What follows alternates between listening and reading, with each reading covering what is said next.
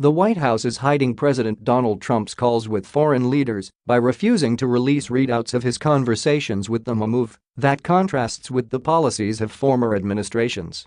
Trump has spoken with at least two of his foreign counterparts in the last 2 weeks, including Turkish President Recep Tayyip Erdogan and Israeli Prime Minister Benjamin Netanyahu.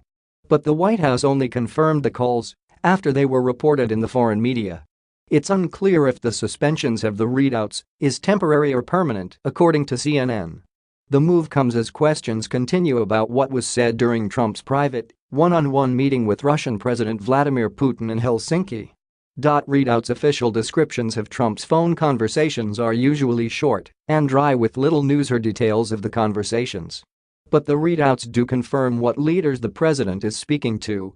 Calls between world leaders are highly coordinated events with a translator included in the conversation when necessary, and aides often listen in.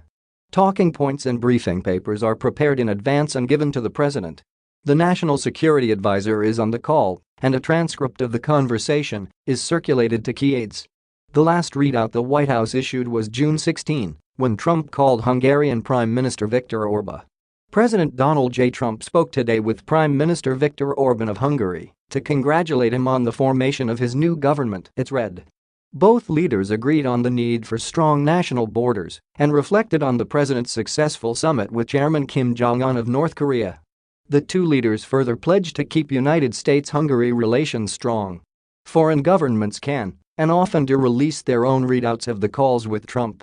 Both the British government and Canadian government have done so.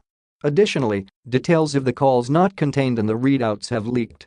Trump was reportedly furious last summer when The Washington Post published transcripts of his tense calls with Mexican President Enrique Pena Nieto and Australian Prime Minister Malcolm Turnbull. After that, he wanted fewer people in the room during the calls.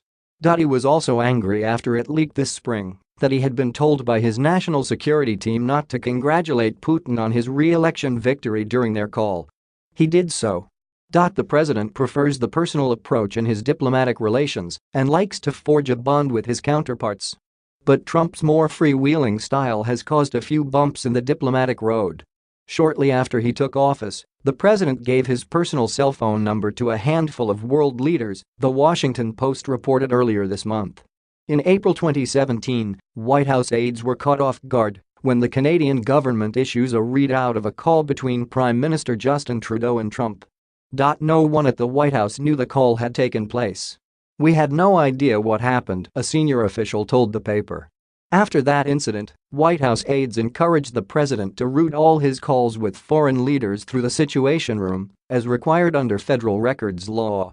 Additionally, Trump has another quirk in his conversations: he rarely ends a call without extending the leader an invitation to the White House.